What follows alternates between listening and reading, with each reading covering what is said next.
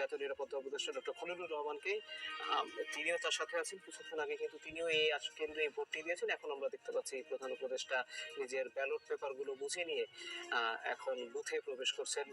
অমোচনীয় কালি দিয়ে তার যে হাতের আঙুলের দাগ সেটি দিয়ে দেওয়া হয়েছে এবং এখন তিনি সিল এবং ব্যালট পেপার নিয়ে বুথে প্রবেশ করছেন নিজের ভোটাধিকার প্রয়োগের জন্য। আমরা দেখতে পাচ্ছি সেই দৃশ্য।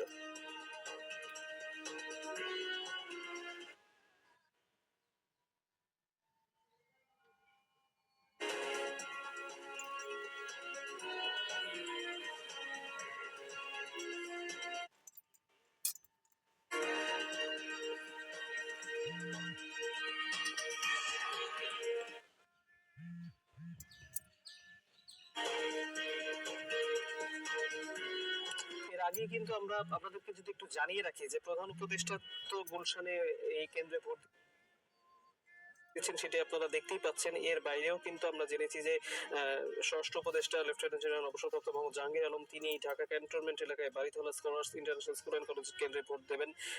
সমাজ কল্যাণ এবং নারী শিশু বিষয়ক উপদেষ্টা শারমিন মুর্শেদ গুলশান একের Manarat Dhaka international school and কলেজের কেন্দ্রের তিনি ভোটার। নৌ পরিবহন মন্ত্রণালয়ের উপদেষ্টা ব্রিগেডিয়ার জেনারেল অবসরপ্রাপ্ত এম সাখাওয়াত হোসেন তিনি মহাখালী টিএইচএস এর Bangladesh international school and college কেন্দ্রে ভোট দেবেন বলে জানতে পেরেছি। এছাড়া অন্যান্য উপদেষ্টাদের ভোট দেওয়ার খবর আমরা আপনাদেরকে জানানোর চেষ্টা করবো। প্রধান উপদেষ্টা এই মুহূর্তে আপনারা দেখতে পাচ্ছেন ব্যালট ব্যালট বক্সে নিজের যে ব্যালট পেপার সেটি তিনি ফেলছেন। গণমাধ্যম কর্মীদের উপস্থিতি সেখানে তো নিঃসন্দেহে রয়েছে, যেহেতু তিনি এসেছেন এবং এবং তিনি যে এটি গণভোটের যে ব্যালট পেপারটি সেটিও কিন্তু তিনি এখন ব্যালট পেপারে ফেলছেন। অর্থাৎ দুটি ভোট যেটি সবাই এবার দিচ্ছে, দুটি ভোটের ব্যালট পেপারে তিনি কিন্তু ব্যালট বাক্সে দিয়ে দিলেন। আমরা সেই আনুষ্ঠানিকতা দেখছি।